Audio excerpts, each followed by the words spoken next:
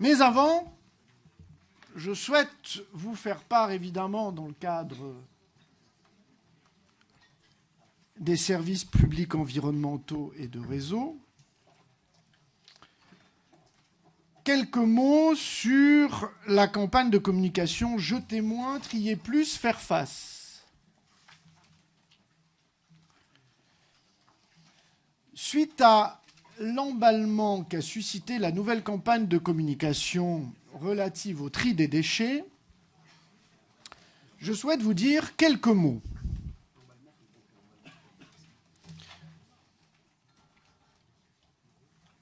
Le chimiste que je suis sait ce que veut dire emballement. Alors que chaque habitant de l'agglomération produit aujourd'hui 535 kg de déchets par an, il est plus que temps de réagir. Et nous nous sommes collectivement fixés, ici dans cette Assemblée, des objectifs.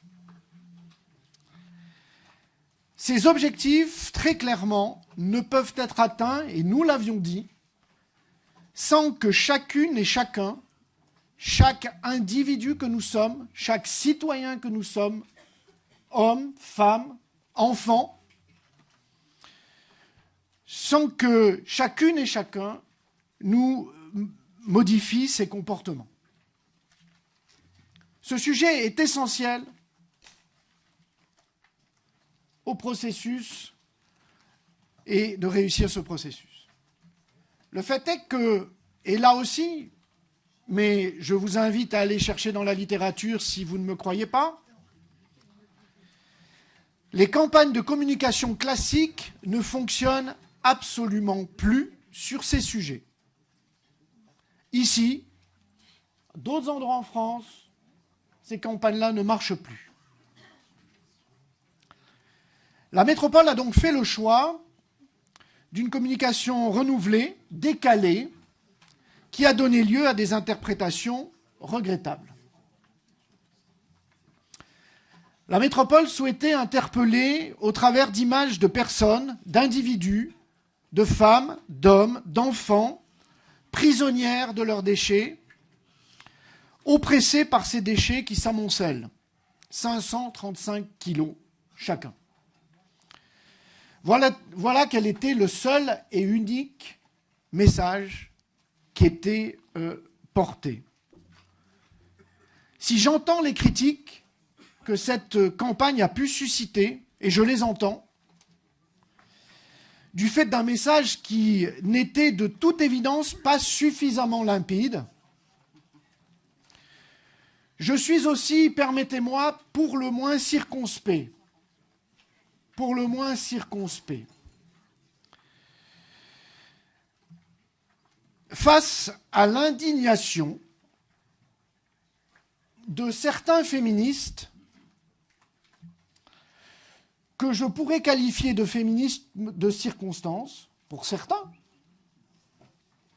dont l'intérêt soudain pour la cause des femmes est, j'en suis convaincu, à cette heure déjà oublié.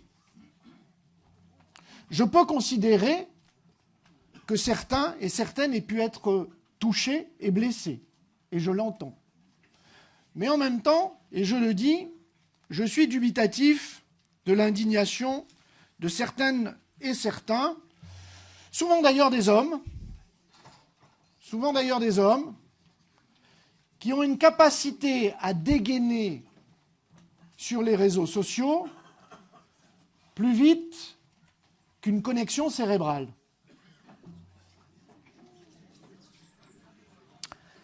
Prétendent que la métropole, et je voudrais indiquer, prétendent que la métropole ferait œuvre de sexisme est tout aussi infondée que déplacée. Pour quelle raison ? La métropole n'a en effet de cesse de faire progresser l'égalité entre les femmes et les hommes dans l'ensemble de ses politiques publiques. L'ensemble de ses politiques publiques. Aujourd'hui, comme avant, d'ailleurs.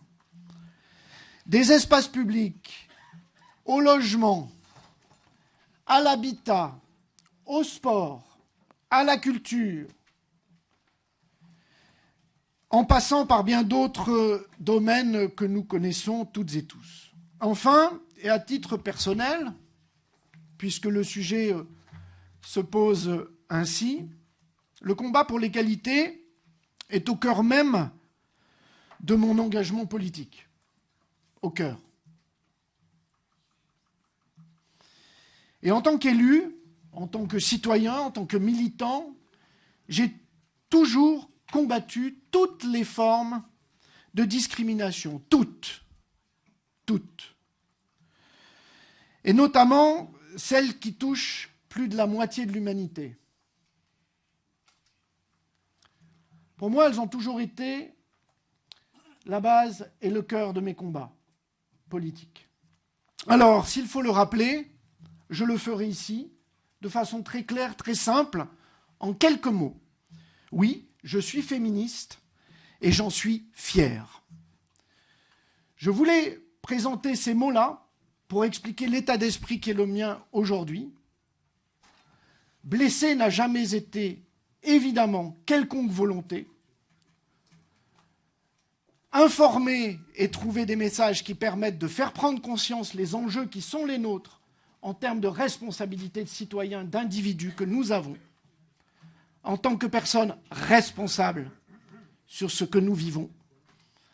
Mais évidemment, blesser qui que ce soit, les femmes ou même des hommes, par rapport à cela, n'a jamais été évidemment la volonté affichée. Et n'a jamais été la volonté de la métropole, aujourd'hui comme hier, et ne le sera pas évidemment demain. Je laisse la parole au vice-président Georges Oudjaoudi. Merci Président, un merci personnel et un merci au nom des agents qui ont élaboré, conduit et soutiennent la campagne. En réciproque, je dirais, vous pouvez compter sur notre soutien face aux attaques injustes issues d'une extraction partielle d'un élément de campagne. Ceci dit, l'important, nous voulions un dispositif nouveau, comme vous l'avez dit, un dispositif fort à l'échelle de nos ambitions, des ambitions que nous allons proposer à ce Conseil en novembre, à notre métropole, et objectifs qui sont nécessaires. Partout, on nous indique que le succès des communications sur ce sujet des déchets est strictement proportionnel au soutien apporté par les élus. Au fur et à mesure de la déclinaison de notre campagne, je suis certain que le sens apparaîtra mieux et je ne doute pas du soutien de tous les élus. Les déchets nous emprisonnent et, quelquefois, nous étouffent. Nous devons faire face. Merci.